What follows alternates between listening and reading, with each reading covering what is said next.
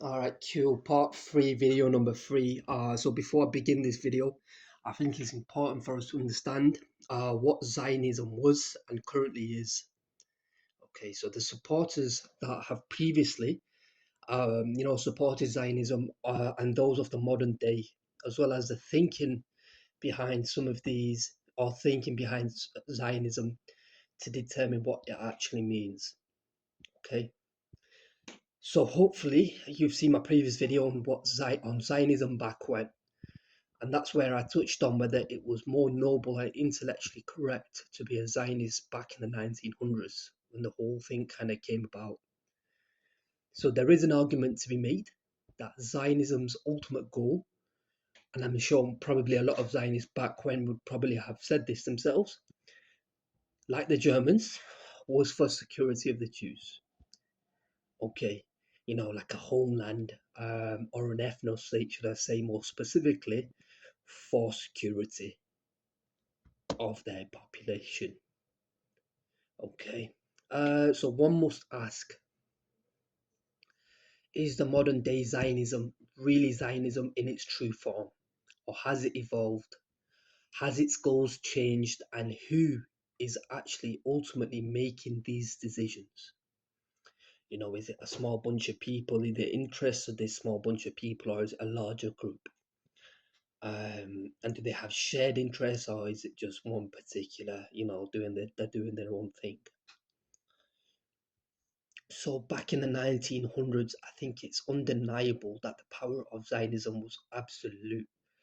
A chance occurrence of a world war with the Ottoman Empire opened the door for it to be established, for Zionist ways to be more empathetic on the rest of the world, and for a potential homeland to be established. Okay, and the further World War allowed it to physically impose itself on the world. You know, there was attacks on both the the British Protectorate that was stationed there, the Americans in the warship, and also there was attacks on Australians and others that were also stationed there. Okay, in the midst of all this chaos, with no real consequences, the Zionists achieved their ultimate goal, and that was their true power in full effect. It was amazing, you know. It's undeniable how they so sophisticatedly pulled that off. One could argue it was just smooth with little consequence as well. So yeah, and I believe that was likely to do with the ultra rich bankers, or backers, should I say, they had at the time, and the disconnected world that they had cornered into submission. So it went on to impose itself into power in America through various means like government control, potential murder of presidents, assassinations, and it could be argued it has maintained that control to the modern day. I think it's undeniable, in fact, with things like Diddy and Epstein. But more importantly, all these attacks happened at a time of severe disconnect, and that's the thing I want to focus on. The people, the news, the technology, etc., meant that isolated incidents like assassinations, like political sabotage, was a lot easier to get away with. It was a lot easier to carry out, and its ability to do so was that much easier.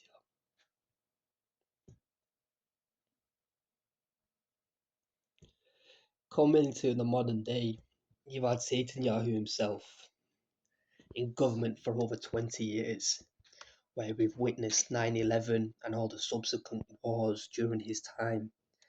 Israel is one of the most advanced nations on earth currently. They have a great military and modern weapons, as well as backing of the USA as an ally. So in essence, their security has never been greater. There's a little threat they face there's little threat they face to the security at Jews as a whole. Okay.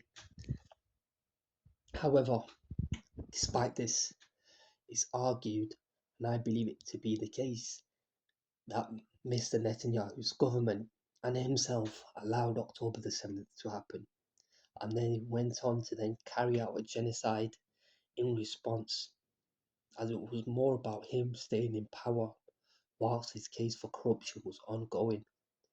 So if Zionism was about bringing safety for Jews, and you could argue the issue in Palestine is actually putting Jews in more danger, not less, then surely this isn't the same kind of Zionism that was founded. It's going against the very principles it stood for. So hopefully you can sort of see where I'm going with this. But what if back then Zionism thrived because it was all in the dark? You know, you're much more scared of the boogeyman that you can't see. So it was an undeniable power with influence and affluence. But today in the modern world, it's just one big old game of bullshit. Or is it? Is it one big old game of bullshit? And what I mean by that is if you've ever played a game of bullshit, you've basically got a deck of cards and you have to lie about what cards you have, and hopefully another player doesn't call you out on that lie. And if you do, you have to pick up the remaining deck of cards as a punishment. So what if today's modern Zionists are all just taking orders from a handful of men like Mr. Netanyahu? What if, rather than the interest of a population, they're serving the interests of a few men because they're scared of the boogeyman? You know, they've not been able to see him yet. So what if Americans have been allowing this small group of men to control their politics, control their religion, because none of them have stopped to call bullshit. None of them have stopped to think if the boogeyman actually exists or if it's just a figment of the previous imagination. Something that was once true but no longer is. Something that you once thought was facts but no longer is the case, and in my books, that's a memory. Like imagine the previous presidents, Bush, Obama, etc. They were likely all informed about the presence of Israel and the Zionists in their politics. And they were probably told that they would just have to do as they're told because it's the way things are done. And of course, you have the money. And there's nothing probably like Zionist money. Also, I believe these fuckers have probably been paying a bunch of yes men. And combined with the blackmail of Epstein and Diddy, it's made for a winning strategy, despite not being in the interests of the average American. So it's amazing, I think. But yes, to answer the question, I would say it's highly likely, or it's probable, there's a good chance that Zionism in the modern world is just one big old game of bullshit. I don't think it serves the interests of the average Jew, nor their safety. I think their methods of operating are creating more enemies than friends. And I think most importantly, it's unsustainable. And the fact that we're having this conversation just proves that. And it's seemingly, in my opinion, in the interest of one man and his greed, or a few men, a few families, but they're all scared of each other, probably. So what the fuck do you do at that point, to be honest? Like, they probably couldn't even do anything, even if they wanted.